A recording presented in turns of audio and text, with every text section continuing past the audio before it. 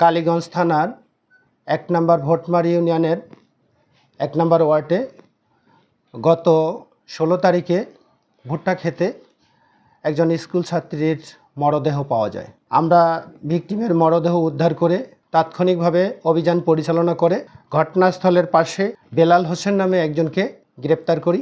বেলাল হোসেনকে বিজ্ঞ আদালতে সোপর্দপূর্বক এই ঘটনার প্রকৃত রহস্য উদ্ঘাটনের জন্য তাকে ৫ দিনের পুলিশ রিমান্ডের আবেদন করলে বিজ্ঞ আদালত ২ দিনের পুলিশ রিমান্ড মঞ্জুর করেন।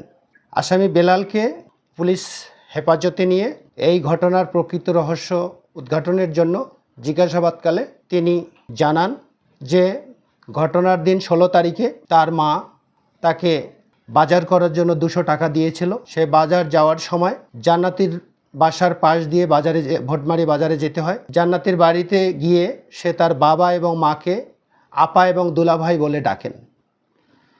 জান্নাতির বাবা মা বাড়িতে না থাকায় জান্নাতি একাই বাড়িতে উপস্থিত ছিলেন এবং তার ঘরে বিছানার উপরে বসেছিলেন।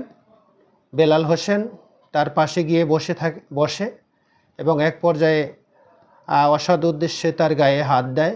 জান্নাতি চিৎকার দিলে তাকে মুখ চেপে ধরে কোলে করে বাড়ি থেকে বের করে পার্শ্ববর্তী ভুট্টা খেতে নিয়ে যায় এবং এক পর্যায়ে সে তাকে নিয়ে মাটিতে পড়ে যায়। সেখান থেকে জান্নাতি চিৎকার করলে তার বাড়ি থেকে অনুমান ৫০ গজ দূরে ভুট্টা ক্ষেতের ভেতরে নিয়ে যায়।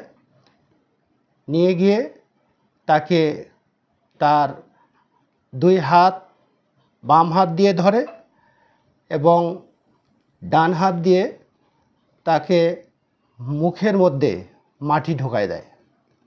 মাটি ঢোকায় দিলে সে চিৎকার করিতে থাকে। ইতিমধ্যে জান্নাতির মা বাড়িতে এসে জান্নাতি জান্নাতি বলে চিৎকার করে এবং বেলালের নামও উচ্চারণ করে।